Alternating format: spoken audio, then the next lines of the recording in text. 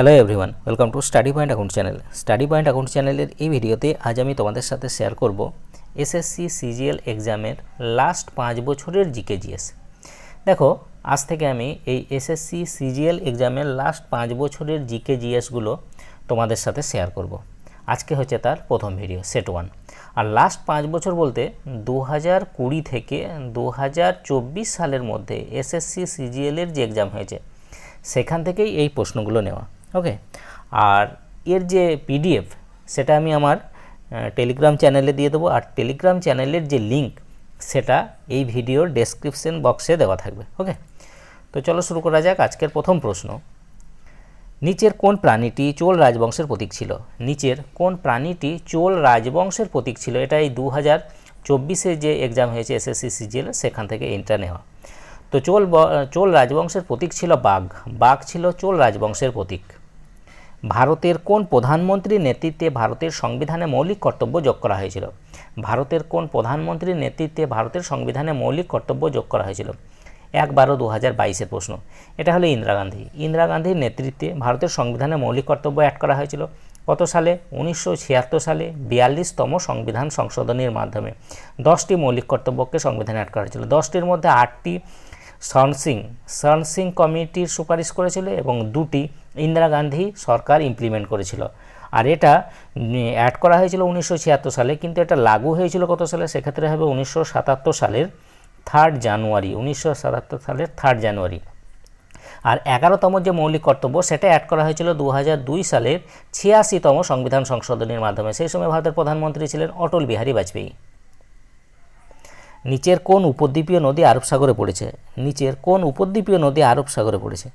এটা পড়েছে সবরমতী। সবরমতী নদীটি আরব সাগরে পড়েছে। 2024-এর প্রশ্ন। একজন সাধারণ প্রাপ্তবয়স্ক মানুষের শরীরে প্রায় ড্যাশ ম্যাগনেসিয়াম থাকে? একজন সাধারণ প্রাপ্তবয়স্ক মানুষের শরীরে প্রায় ড্যাশ ম্যাগনেসিয়াম থাকে? প্রায় 25 গ্রাম ম্যাগনেসিয়াম থাকে। প্রায় 25 গ্রাম ম্যাগনেসিয়াম থাকে। নিম্নের কোন শরৎবাদক শরৎ সম্রাট নামে পরিচিত? নিম্নের কোন শরৎবাদককে শরৎ সম্রাট বলা হয় বা কোন শরৎবাদক শরৎ সম্রাট নামে পরিচিত? তিনি হলেন ওস্তাদ আমজাদ আলী খান। ওস্তাদ আমজাদ আলী খান শরৎ সম্রাট নামে পরিচিত। কোন দেশের রাষ্ট্রপতি ভারতের প্রথম প্রজাতন্ত্র দিবসের অনুষ্ঠানে প্রধান অতিথি হিসাবে যোগ দিয়েছিলেন? কোন দেশের রাষ্ট্রপতি ভারতের প্রথম প্রজাতন্ত্র দিবসের অনুষ্ঠানে প্রধান অতিথি হিসাবে যোগ দিয়েছিলেন? এটা দিয়েছিলেন ইন্দোনেশিয়ার রাষ্ট্রপতি। ইন্দোনেশিয়ার রাষ্ট্রপতি প্রথম যে প্রজাতন্ত্র দিবসের অনুষ্ঠানে প্রধান অতিথি হিসেবে এসেছিলেন, তো সেই ইন্দোনেশিয়ার রাষ্ট্রপতি কে ছিলেন? সেক্ষেত্রে হবে সুকর্ণ। সুকর্ণ ছিলেন সেই সময় ইন্দোনেশিয়ার রাষ্ট্রপতি এবং তিনি ভারতের প্রথম প্রজাতন্ত্র দিবসের অনুষ্ঠানে প্রধান অতিথি হিসাবে যোগ দিয়েছিলেন। ভারতের পর নিম্নলিখিত দেশগুলির মধ্যে কোন দেশে হিন্দু জনসংখ্যা সবচেয়ে বেশি? হিন্দু জনসংখ্যা সবচেয়ে বেশি ভারতে। তো এখানে বলা হচ্ছে ভারতের পর নিম্নলিখিত দেশগুলির মধ্যে কোন দেশে হিন্দু জনসংখ্যা সবচেয়ে বেশি? এটা হচ্ছে নেপাল। ভারতের পর যে দেশে হিন্দু জনসংখ্যা সবচেয়ে বেশি সেটা হলো নেপাল। নিম্নের দেশগুলোর মধ্যে 1873 সালে জ্যোতিবা ফুলে নিম্নের কোন ভাষায় গোলামগিরি পুস্তক লিখেছেন? গোলামগিরি লিখেছেন। দেখো, জ্যোতিবা ফুলের লেখা যে বই সেটা হলো গোলামগিরি। তো এই বইটি তিনি কোন ভাষায় লিখেছেন 1873 সালে? এটা লিখেছেন মারাঠি ভাষায়। Option C right answer, Marathi ভাষায়। জ্যোতিবা ফুলে সত্য সাধক সমাজ প্রতিষ্ঠা করেছিলেন কত সালে? 1873 সালে। কোথায়? মহারাষ্ট্রে।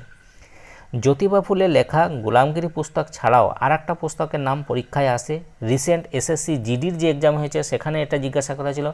গোলামগিরি একটা পুস্তক, আর একটা হচ্ছে সার্বজনিক সত্য ধর্ম পুস্তক।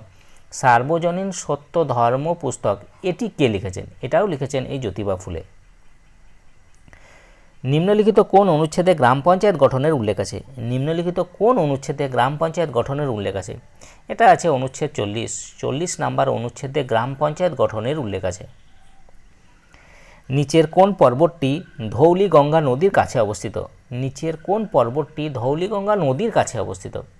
দেখো, এখানকার মধ্যে যে পর্বতগুলো আছে তার মধ্যে নন্দাদেবী যে পর্বত সেটা কিন্তু ধৌলিগঙ্গা নদীর কাছে অবস্থিত। Option D right answer. নিচের কোনটি হ্যালোজেন গ্যাস নয়? নিম্নের কোনটি হ্যালোজেন গ্যাস নয়? Chlorine halogen gas, bromine halogen gas, fluorine halogen gas, এখানকার মধ্যে যেটা হ্যালোজেন গ্যাস নয় সেটা হলো হিলিয়াম। হিলিয়াম হলো নোবেল গ্যাস, নোবেল গ্যাস বলা হয় বা নিষ্ক্রিয় গ্যাস বলা হয় হিলিয়ামকে। আর হ্যালোজেন গ্যাস হলো ক্লোরিন, ব্রোমিন, আয়োডিন, ফ্লোরিন, এগুলো হলো হ্যালোজেন গ্যাস।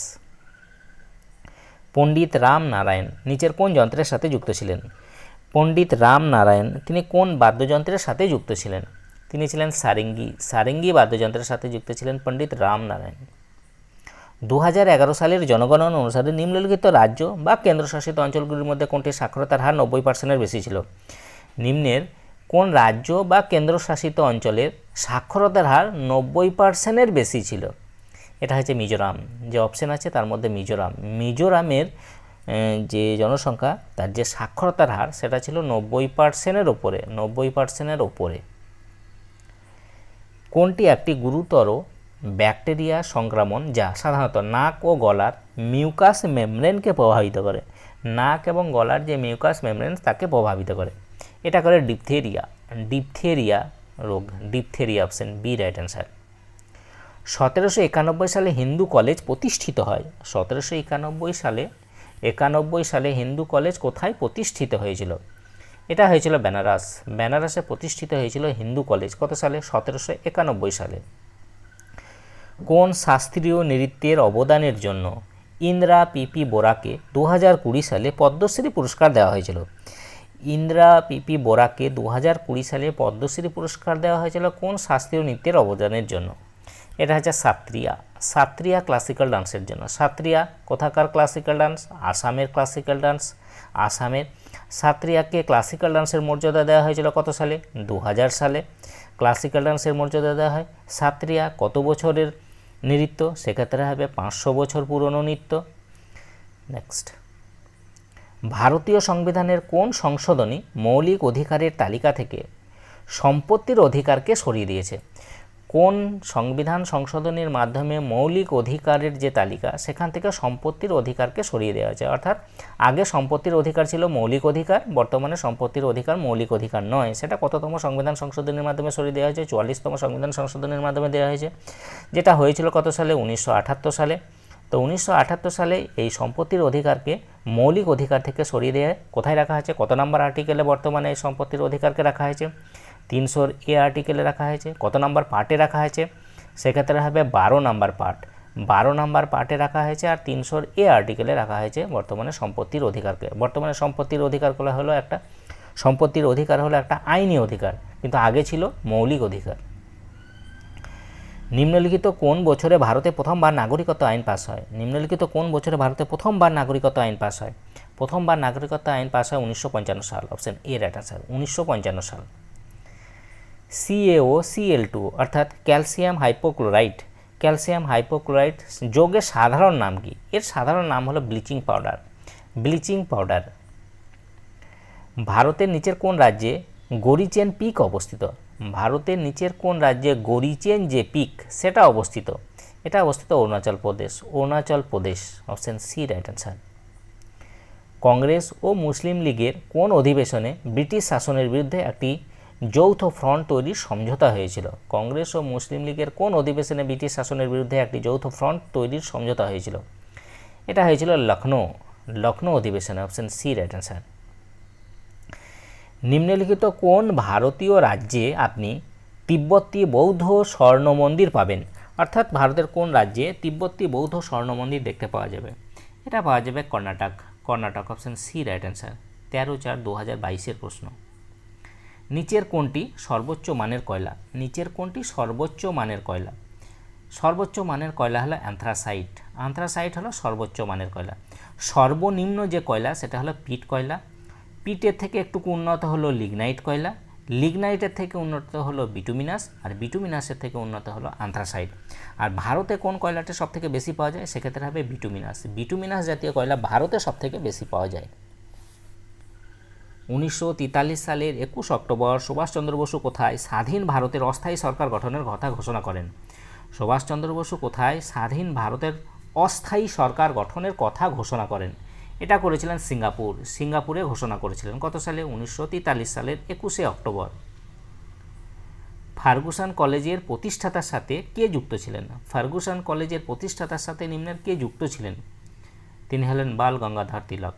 বাল গঙ্গাধর তিলক ফার্গুসন কলেজের প্রতিষ্ঠার সাথে যুক্ত ছিলেন। Option C right answer. তো এই ছিল আজকে এসএসসি সিজিএল এক্সামের লাস্ট 5 বছরের জিকেজিএস থেকে কিছু গুরুত্বপূর্ণ প্রশ্ন। যদি তোমাদের ভিডিওটা ভালো লাগে অবশ্যই লাইক করে দিও, শেয়ার করে দেবো এবং চ্যানেলে নতুন হয়ে থাকলে চ্যানেলটিকে সাবস্ক্রাইব করে নিও। তাই এই পর্যন্ত, ওকে বাই।